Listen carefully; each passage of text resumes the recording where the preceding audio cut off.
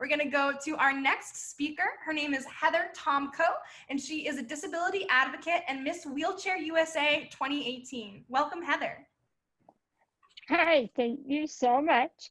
I'm going to pull my slides up now, hopefully.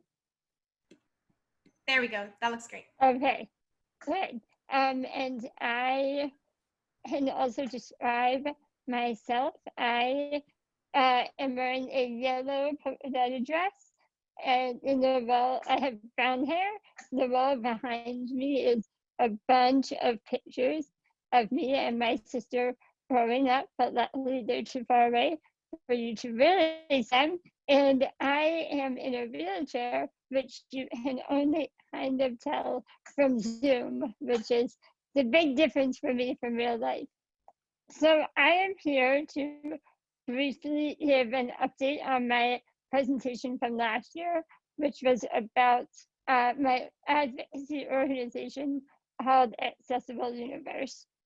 So just a very short intro about me. There's a picture of me on this slide wearing a purplish top, a black skirt, and I'm in my wheelchair in front of what I like to call an Instagram wall, which is just a very pretty plant background wall that looks really nice on Instagram. So I did my undergrad at Carnegie Mellon University in Mechanical and Biomedical Engineering, and I just graduated with my Master's of Public Health 1 month ago at the University of Pittsburgh. I work as the outreach coordinator for the University of Pittsburgh's National Center on Family Support, or Family Caregiving. And as Anna mentioned, I am the previous Miss Wheelchair USA, and I am the founder of Accessible YOUniverse, YOUniverse, which is a disability advocacy organization. So just a very brief intro about accessibility and advocacy. I have a quote on this slide, which is one of my favorite things to remind people of, which is that ADA requirements, ADA being the Americans with Disabilities Act, are really the bare minimum, but they're viewed as the old standard.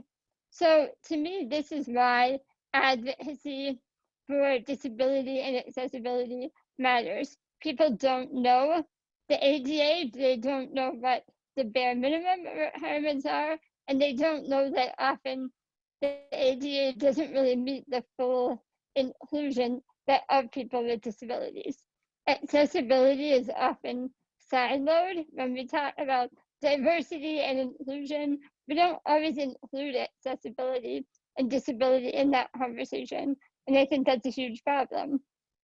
Disability is really nuanced and individualized, and if advocates don't constantly remind people of this, you'll get a solution that works for maybe one person with one type of disability, but isn't inclusive of all of the spectrum of needs and accommodations for people with disabilities.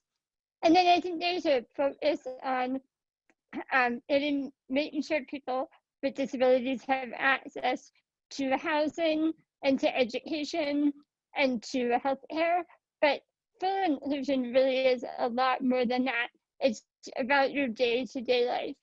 And on this slide, I have a logo of my organization, Accessible YOUniverse, which is the standard wheelchair symbol, but in the wheel is a globe.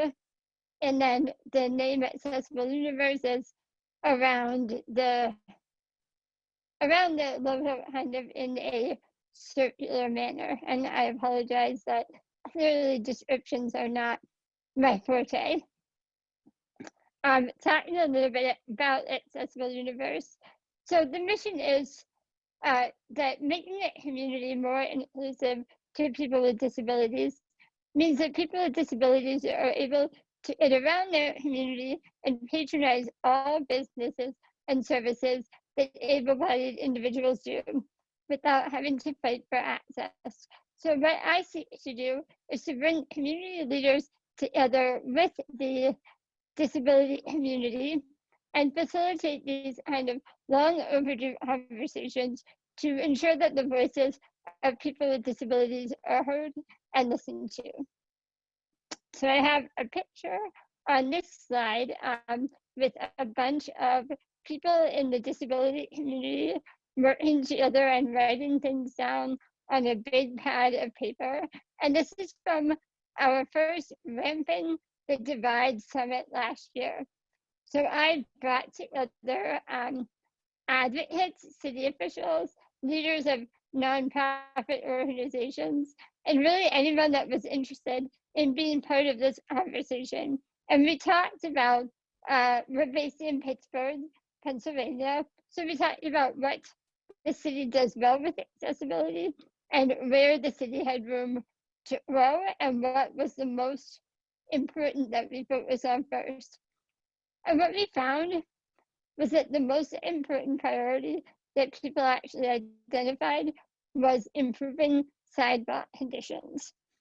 Now, when the general public thinks about accessibility, they don't really think about sidewalks as being an important priority, but sidewalks are bumpy, there's often potholes in them, and at least here in Pittsburgh, it's actually the property owner's responsibility to maintain them and not the city's responsibility. So what it results in is really poor condition sidewalks. And I use a wheelchair, and I understand this because I'll often kind of play leapfrog trying to avoid the big cracks in the sidewalk. But if you don't ask people with disabilities to be part of these conversations, and you don't really actually actively listen to them, you would never hear that sidewalks were an important priority for the disability community. So to me, it really illustrated the importance of having people with disabilities in the quote unquote room where it happens. And you'll excuse my Hamilton pun because I'm very excited to watch the movie on Disney Plus this week. So looking ahead, obviously a lot of things have been changing very quickly in the last few months.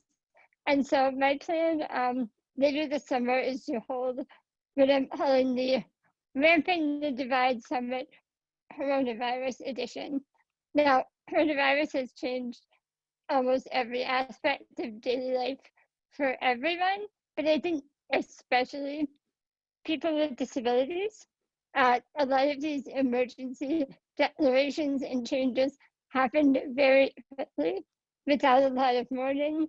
There wasn't necessarily a concerted, really planned out communication efforts. And I'm wondering how well were the needs of people with disabilities met during this time. Often emergency planning doesn't really consider all the needs of people with disabilities. You think about things like grocery delivery, which was a convenience for everyone during the first few months of this pandemic, but were really a necessity for people like me and my family who didn't know how serious the risk would be for us to go to a grocery store, even for the necessities. And then when there are shortages on supplies, if you don't have a support system in your city, as a person with a disability who can't leave their house, what do you do? What if the press briefings don't have an ASL interpreter or closed captions? How do you know that you're getting access to the most up-to-date information that you need to know?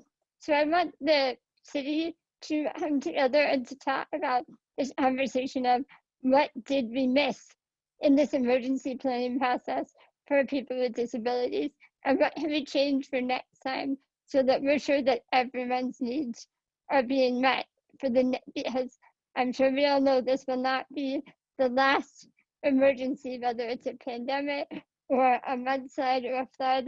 We need to make sure that we're planning for these things ahead of time and not dealing with them as afterthoughts. And that is all for me. Thank you very much. Thank you so much, Heather. I really appreciate that.